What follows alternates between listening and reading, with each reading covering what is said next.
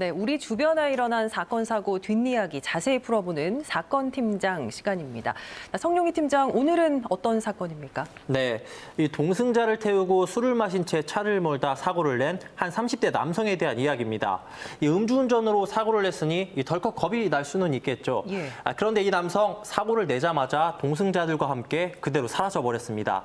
그리고 여기에 과속한 사실을 숨기려고 운전한 차량 블랙박스까지 조작했습니다. 오늘은 음주운전 사고를 은폐하기 위해서 이런 무모한 일을 벌인 남성과 이에 대한 법원의 판단을 이야기해보려고 합니다. 예, 차를 몰다가 사고를 낸 경우에 다친 사람이 있다면 병원으로 옮겨야겠고 현장을 수습하는 게 먼저일 텐데요, 일반적으로는. 자, 자세한 사건 경위 어떻게 됩니까? 네, 이 사고가 난 건 지난 2018년 5월 밤 10시쯤이었습니다. 대학교 교직원이던 37살 김모 씨는 아산에서 술을 마시고 운전대를 잡았습니다. 차에는 이 동료 직원과 평소 알고 지내던 대학원생을 태웠습니다. 그리고 편도 2차로에서 앞을 제대로 보지 않고 달리다가 이 중앙선을 넘어서 이 차량 조수석 앞부분으로 가로등과 가로수를 연달아 들이받았습니다. 네. 이 사고로 함께 탄 대학원생은 전치 5주의 골절상을 입었고요. 동료 직원은 치아가 손상되는 상처를 입었습니다. 부상 정도를 봐도 아시겠지만 꽤 큰 사고였고요. 예. 파손된 차량 파편이 도로에 어지럽게 뿌려졌습니다. 가로수도 도로 위에 쓰러져서 차량 통행이 불가능한 상태였습니다. 그런데도 황당하게 김 씨 일행은 이 사고 현장에 출동한 견인차 기사에게 뒤처리를 부탁하고 현장을 빠져나갔습니다. 예, 교직원 신분인 김 씨가 술을 마시고 운전한 사실이 들통이 날까 봐 겁이 났던 겁니까? 네, 맞습니다. 이 사고 당시 동료 직원은 코피를 흘리는 정도의 상태였고 이 대학원생은 특별한 외상이 없었습니다. 김 씨는 이들을 데리고 이 택시를 탄 뒤 병원이 아닌 대학원생의 자취방으로 이동을 했고요. 네. 여기에서 1시간 정도 머물다가 동승자들의 상처가 부풀어 오르는 등 심상치 않자 그제야 병원으로 갔습니다. 동승자였던 대학원생도 이후 법정 진술에서 음주운전 사고가 알려져 논문이 통과되지 않을까 두려웠다고 진술했습니다. 예, 그러니까 운전했던 김 씨는 처벌이 두려워서 또 동승자는 논문이 통과되지 않을까 봐 사고를 은폐했다는 건데 또 차량 블랙박스까지 조작을 했다. 이건 또 어떤 얘기입니까? 네, 이 술을 마시고 과속까지 하다 사고를 낸 김 씨는 과속 사실을 숨기기 위해서 이 사고 사흘 뒤에 지인을 찾아갔습니다. 차량 블랙박스 영상 조작을 부탁하기 위해서였습니다.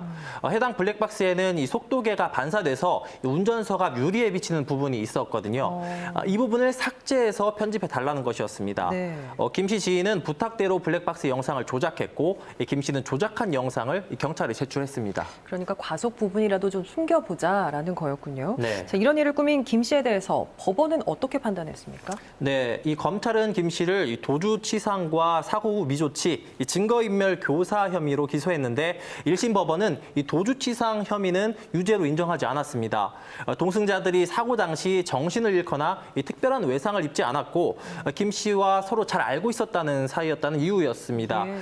1심 법원은 사고 후 미조치와 증거인멸 교사 혐의만 유죄로 인정해서 징역 1년에 집행유예 2년을 선고했고 김 씨는 항소를 했습니다. 사고를 수습하지 않았던 건 동승자들을 병원에 데려가기 위해서였다는 겁니다. 또 편집한 블랙박스 영상은 사본이고 수사기관에 자신이 과속한 사실을 인정했기 때문에 유죄로 판단된 다른 혐의도 인정할 수 없다고 주장했습니다. 예, 최근에 항소심 판결이 나왔죠. 네. 김 씨 주장이 받아들여졌습니까? 네, 이 혹 때려다 혹 붙였다는 말이 여기에 딱 맞는 상황인 것 같습니다. 항소심은 오히려 1심에서 무죄로 인정한 도주치상 혐의 대신에 이 도주 차량 혐의에 포함되어 있던 치상죄를 적용했습니다. 김 씨가 음주운전을 숨기려고 동승자들을 구호한다는 변명 아래 사고 현장을 이탈했다고 본 겁니다. 사고 당시 동승자들이 스스로 병원에 가기 어려운 상태도 아니었다고 판단했습니다. 실제로 함께 탔던 대학원생은 법정에서 김 씨가 음주운전으로 조사를 받을까 겁이 났었다고 진술을 하기도 했습니다. 여기에 사고 후 미조치 혐의도 유죄로 인정됐고요. 예. 또 김 씨가 수사기관에 블랙박스 원본을 분실했다고 주장하면서 이 조작된 사본을 제출한 점, 그리고 사고 당시 과속을 확인할 수 있는 유일한 객관적 자료인 블랙박스 영상을 조작한 점을 이유로 이 증거인멸 교사도 유죄로 인정했습니다. 이에 따라 항소심 재판부는 김 씨에게 1심보다 가중된 징역 1년 6월에 집행유예 3년을 선고했습니다. 알겠습니다.